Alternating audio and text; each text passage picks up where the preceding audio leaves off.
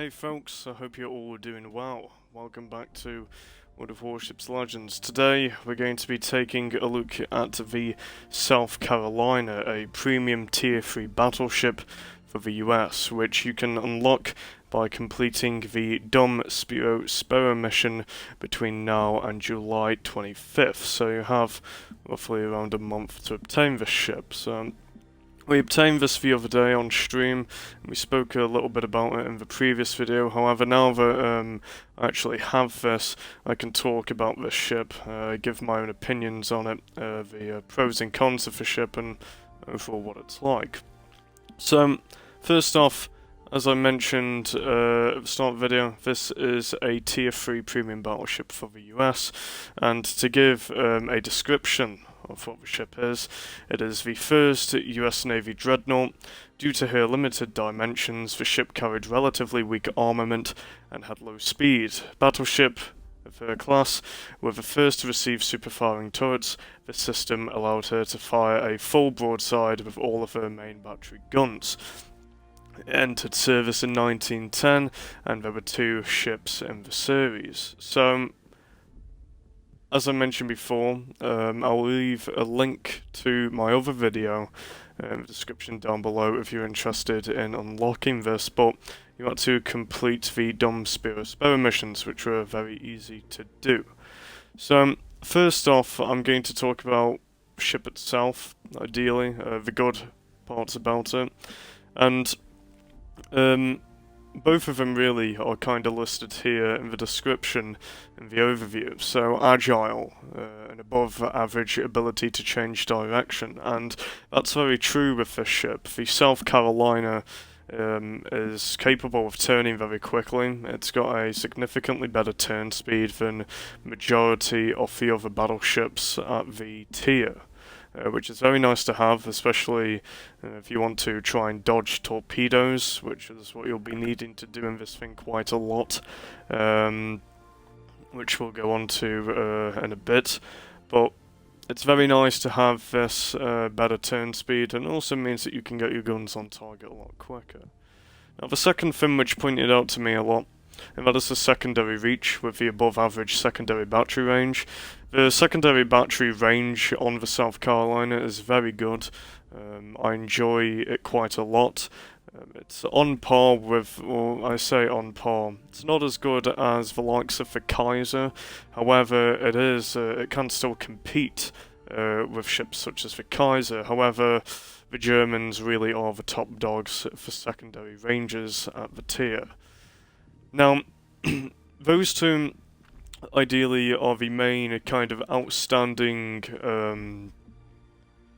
benefits and positives of the ship, but that doesn't mean to say that there are many negatives. Now, before I go any further, I do just want to state and say that because this is a tier 3 premium battleship which you could unlock very easily, don't expect it to be overpowered or insanely good. This was simply added by Wargaming as just a bit of fun for the 4th of July update, so don't be thinking this thing's going to be pulling in insane credits or winning you a bunch of games, because that's simply not the case. However, it is definitely a fun ship to have. So, another benefit which I'd like to list, which isn't here, is the accuracy of the guns. And when I say accuracy, I mean the shell dispersion and the shell grouping. On this ship, it seems to be very good, especially with the dispersion. You seem to have a smaller circle than most of the ships, and I do partially think that is because of the positioning of the super-firing turrets. A lot of the turrets on the front and back are closely grouped together, but when I've been using this, and since I've played a good few amount of matches with this, I can gauge ideally what the dispersion of the guns are like, and they're very good. They're, well, superb really, and I've been running this ship with Commander Willis Lee, which I'll explain just in a bit. However, I don't think there's really any need to improve the accuracy of the guns themselves, as it seems to just be superb, as well as with the trajectory as well. So now we'll go over some of the general stats, and kind of just talk about ideally what the ship is itself.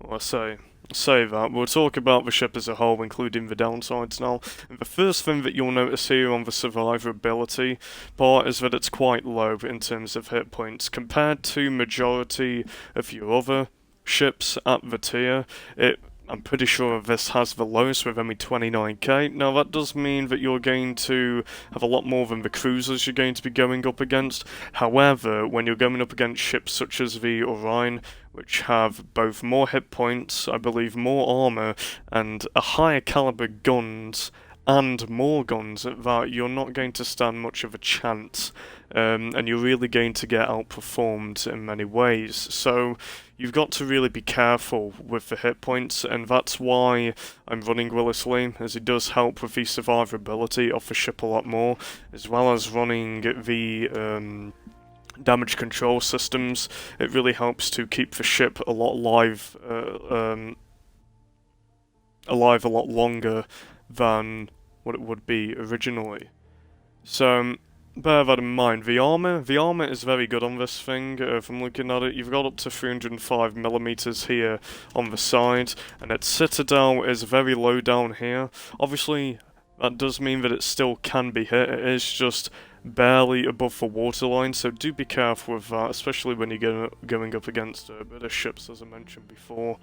But overall, the armor is very solid on the South Carolina, and I've been able to tank a lot of shots in this, if you angle correctly. And the nice thing about this is that the turrets in the front here, sorry, I shouldn't be on the screen. The turrets in the front here, given that you've got no coning tower or bridge really or anything, the turrets take up a lot of the damage that kind of go to the front of the ship, unless they're angled down and go through the deck. So, next on the agenda is the artillery. Now, there are only 305mm guns, which I believe are 12-inch guns. I always forget my gun calibers. However, they're not the best, and when you're going up against ships like the Orion, which have the 381mm guns, you really get outperformed in this. However, as I mentioned before, there's a trade-off to having that not so many guns and the lower gun caliber, which is that it is extremely accurate. Your reload time is very average for your American battleships, with 30 seconds. Obviously you can decrease that with certain commanders and the modifications, because you can in fact get the reloading modification to decrease that down. I believe maximum you can get the reload time down to around 23 seconds, which is very nice to have, especially if you want to rapid fire with this ship. Turn time, very standard, however it's quite good. And its range at 13.1 kilometers is also good. At that tier you tend to get placed on a lot of smaller maps, so you won't really need to put up with a lot of that. As for damage, it's very subpar, or I say subpar, it's very medium wise, but I have been able to get some very nice solid shots in on ships and even a devastating strike, so it's not that bad, but the damage is consistent, which is very nice. Now, going back onto the secondaries, me saying that you can run this as a secondary build, you can. However, the secondary guns are only 76mm, and obviously that creates some issues in terms of damage and penetration. When you're going up against ships of the same tier, same battleships, you're not really going to be doing much, and the most you're going to get out of the secondary batteries is setting fires, which isn't really ideal. However, when you get putting them down tiers and you're going up against them tier 2 cruisers and those destroyers, they really do chip away at the ships, and I've had a few close quarters combat specialist medals from this ship, which is very nice. They don't do a lot of damage, but they do chip away at the enemy, and of course you can finish them off with the big guns. In terms of maneuverability, the ship, it's not quick. It's very average for your American battleships. It's not quick at all, but this is a 1910 design, so bear in mind it's going to be slow. You're just coming out for pre-dreadnought era there.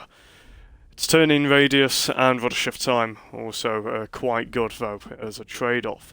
You'll notice as well that one of the downsides of a ship is there's no anti-aircraft on the ship itself, so, and with it being at tier 3 you're going to be going up against aircraft carriers such as the Langley and the Rhine, which can really harass you if you're caught off guard, and that's why in the ship, especially with your low hit points, I definitely recommend sticking with friendlies and ships which have anti-aircraft protection on them, because you're really going to need it. However, of course, if you're caught out alone and you're going up against torpedo bombers, that increased turn time, or that improved turn time, is really going to help you out a lot there. And its concealment, it's fairly average, sitting there at 11.9k. It's quite good. I like to think of this thing more as a battle cruiser than a battleship, due to all the factors that I've listed just there. However, it can definitely pull on its own when you're going up against cruisers and some of the not so good tier 3 battleships.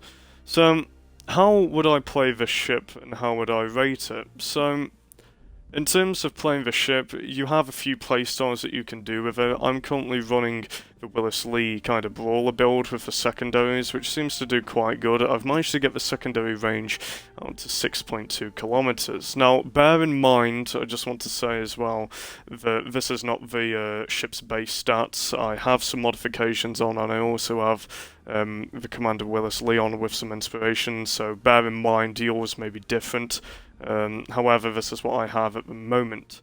But it's very nice in terms of modifications because you can run it as a secondary build with, of course, the secondary battery mod 2 and the secondary battery mod 3.